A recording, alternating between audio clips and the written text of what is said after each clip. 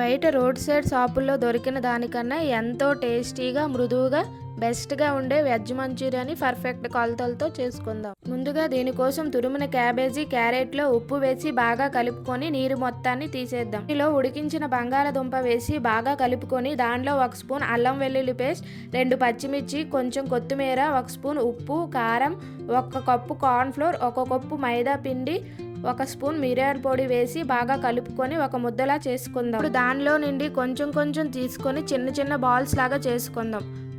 వాటిని బాగా వేడిగా ఉన్న నూనెలో వేసి ఒక 10 నిమిషాలు మీడియం ఫ్లేమ్లో ఉంచి డీప్ ఫ్రై చేసుకోవాలి. ఇప్పుడు వాటిని మొత్తాన్ని బయటికి తీసి ఒక బౌల్లో వేసుకోండి.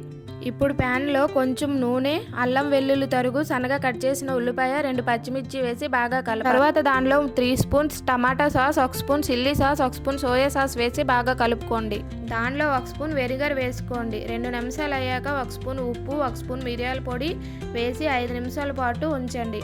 ఇప్పుడు దాంట్లో మొదట చేసుకున్న మంచూరియన్ బాల్స్ వేసి బాగా కలుపుకోండి. చివర్లో దీంట్లో కొంచెం కొత్తిమీర వేసుకోండి. అంతే అండి, ఎంతో టేస్టీగా ఉండే వెజ్ మంచూరియా రెడీ అవుతుంది. దీన్ని మీ ఇంట్లో కూడా ట్రై చేసి ఎలా వచ్చిందనేది కామెంట్ చేయండి. Do like and subscribe for more videos.